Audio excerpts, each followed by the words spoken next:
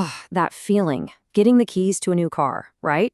The freedom, that open road, it just feels so simple. But, underneath all that excitement, there's a whole other story, a financial one.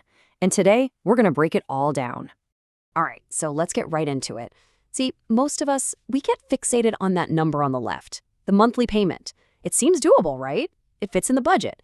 But the real story, the number that actually hits your bank account hard, is over there on the right. That total cost of ownership, that's the one we've got to talk about. And that brings us right to the main idea for today, the total cost of ownership. You'll hear it called TCO. And really, it's the whole story, the full financial picture of what your car is actually costing you. So what is it exactly? Well, to put it simply, TCO is everything. Every single expense. And thinking this way is a huge shift, It gets us past just that sticker price you see on the windshield and helps us grasp what we're really signing up for long term. Okay, so what are we even talking about when we say total cost? It's a whole bunch of stuff. I mean, you've got the purchase price, obviously, but then you have this thing called depreciation. It's like a silent wallet drainer. We'll get more into that in a second. Then there's financing costs, insurance, fuel. It all adds up. And yeah, don't forget the little things that feel small but aren't, like registration, taxes, even parking and tolls. Every single one of these things builds that final real number. So that's the theory, right? But what does this actually look like in the real world, like for a totally normal car? Well, get ready for this, because the answer is probably going to shock you a little. Just look at that, $60,500. That's the average 5-year total cost to own a car that you bought for 25 grand. I mean, think about that. The real cost is more than double the sticker price. It's wild, and it catches so many people off guard. So you're probably asking, where in the world is all that extra money going? Well, a huge piece of the puzzle, probably the most misunderstood part of owning a car, is depreciation. It's the biggest hidden cost of them all. And it's sneaky because you never get a bill for it. But trust me, it's quietly draining your wallet. And what's so crazy is how fast it happens. The second you drive a new car off the lot, bam. It can lose 20, even 30% of its value, just like that, in the very first year. And it doesn't just stop there. Nope. After that first big hit, it just keeps on dropping. Fast forward 5 years, and it's totally normal for that car to be worth 60% less than what you paid, or even more.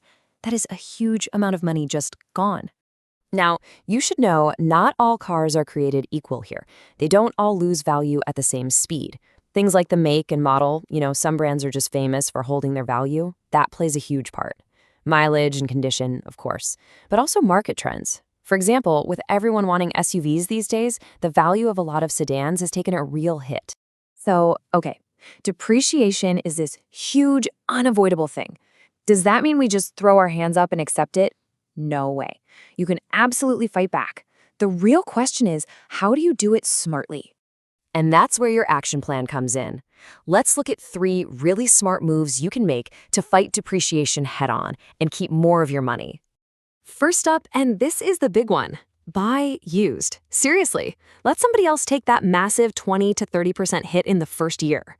Step 2, choose wisely. Do your research. Find the models that are known for being reliable and holding their value. And third, maintain it like you mean it. Keep every service record. It's like building a medical history for your car. It proves to the next buyer that you took amazing care of it. And, that last point about maintenance, it's so crucial, it really needs its own moment. Because this is about way more than just fighting depreciation. Being proactive with maintenance is seriously one of the best investments you can make for your car and for your wallet. The best way to think about it is like preventative health care for your car, right? You go for checkups to find little problems before they turn into huge, expensive emergencies. It's not about fixing broken things, it's about preventing them from breaking in the first place. That's the whole game. And sticking to a long-term schedule is just critical because different parts wear out at different times. Around year 5, you're probably looking at a new battery, maybe some brake pads. By year 8, you've got to think about really important stuff like the timing belt. And let me tell you, if that thing fails, it can literally destroy your engine. So getting ahead of these milestones is how you avoid those complete disasters. When you really boil it all down, it comes to this. Managing your car smartly is managing your money smartly. We have to stop seeing our car as just a way to get from A to B and start seeing it for what it is, a major financial asset. And just like any other investment, it pays off when you manage it well. So I want to leave you with this question.